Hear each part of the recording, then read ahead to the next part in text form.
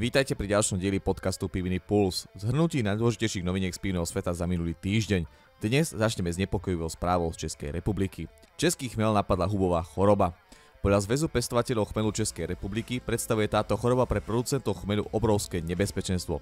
Hrozí totiž jej rozšírenie. V súčasnej dobe by som nehovoril o ohrození českého piva, ale ako pestovatelia chmelu musíme byť veľmi obozretní na celé zaobchádzanie s chmeľom. To znamená jeho pestovanie, kultiváciu, skladovanie, spracovanie a balenie, povedal predseda Zväzu pestovateľov chmelu Českej republiky Ľuboš Hejda. Čo sa choroby týka, jej názov je Verticillium nonafalfae, tiež známa ako špongia. Spôsobuje vednutie až úplné chradnutie chmelu. Táto choroba je zákerná v tom, že proti nej zatiaľ nemáme žiadny prostriedok na ochranu. Dobrou správou ale je, že na postreku sa už pracuje. Štátny pivár Budvar v nasledujúcich rokoch investuje okolo 1 miliardy korún do rozvoja. Otvorí sa ľuďom, postaví nové stáčacie linky aj bioplynovú stanicu.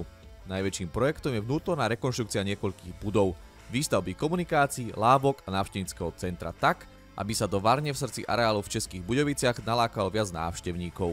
Interne sa projektu za vyše stovky miliónov korún hovorí otvorený a zelený pivovar. Jeho súčasťou je napríklad výstavba parkovacieho domu a rekonštrukcia jednej z najstarších budov, ktorá predtým slúžila ako hubná a teraz nemá žiadne využitie. Z tej by vzniklo návštevnícke centrum.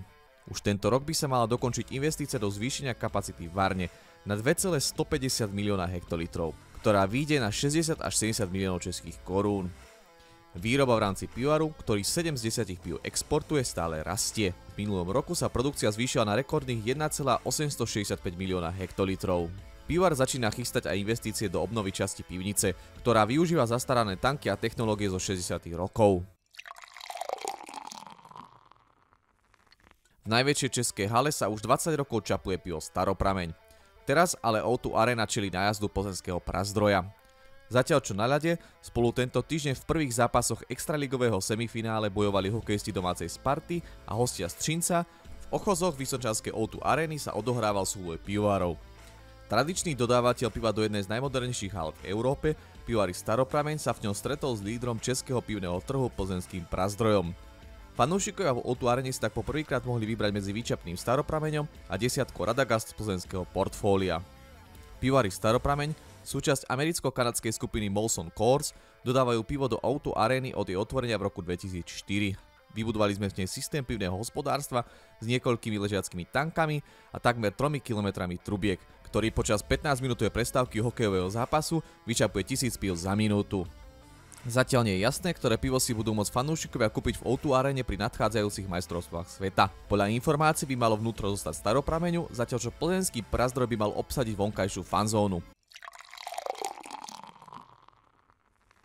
Brněnský dopravný podnik zaraduje do svojho vozového parku novú unikátnu party Šalinu, ktorá bude po objednaní jazdiť mestom. Vyzerá ako šalina, len je farebnejšia a vo vnútri nájdete okrem sedačiek napríklad aj pípu na čapovanie piva. Nepôjde o bežnú linku ani šalina pub, ktorý v predchádzajúcich rokoch jazdil po vybranej trase. Nová party Šalina bude na prenajom na firemné večierky, oslavy narodenín alebo napríklad svadby. K týmto a ďalším príležitostiam si novo môžu ľudia prenajať špeciálne upravenú historickú električku typu 4MT z roku 1954, známu ako Šalina Café. Vo výbave Šalina Café je chladnička, kávovar, čalovnené sedadlá alebo stolíky. Kapacita vozidla je 30 osôb. Prenajom stojí od 5000 korún bez DPH za hodinu jazdy s vodičom a sprievodcom, ktorý hosťom uvarí aj kávu. Šalina Café si môžete objednať na webe dopravného podniku. A na záver jedna pivná zaujímavosť. Aj starovekí Egypťania mali svoju oddanú bohyňu piva, bola ňou Hátor. V skutočnosti len málo raných civilizácií milovalo svoje pivo tak, ako ľudia žijúci pozdĺž údolia Nílu. Dokonca aj deti tu mohli piť pivo. Záznamy o Egypte hovoria o najmenej 17 druhoch piva, z ktorých niektoré disponovali naozaj poetickými názvami, ktoré pripomínali skôr reklamné slogany Veď posúďte sami, krásne a dobré, nebeské, prinášajúce radosť a podobne. To platilo aj pre pivá používané pri náboženských obradoch. Starí Gréci a Rímania ale egyptskú chuť pivu nezdieľali a namiesto toho dávali prednosť vínu. Pre Grékov bolo pivo nápojom pre barbarov. Rímania mali podobný názor. No tí sa neskôr rozhodli variť pivo aspoň na severe svojich území a tak rozšírili pivnú kultúru v chladnejších oblastiach, kde bolo len veľmi ťažké vysadiť vinice. To je na dnes všetko, na zdravie a zase o týždeň pri ďalšom dieli Pivného pulzu. A nezabudnite, čo je pre pivo dôležité, vypiť ho.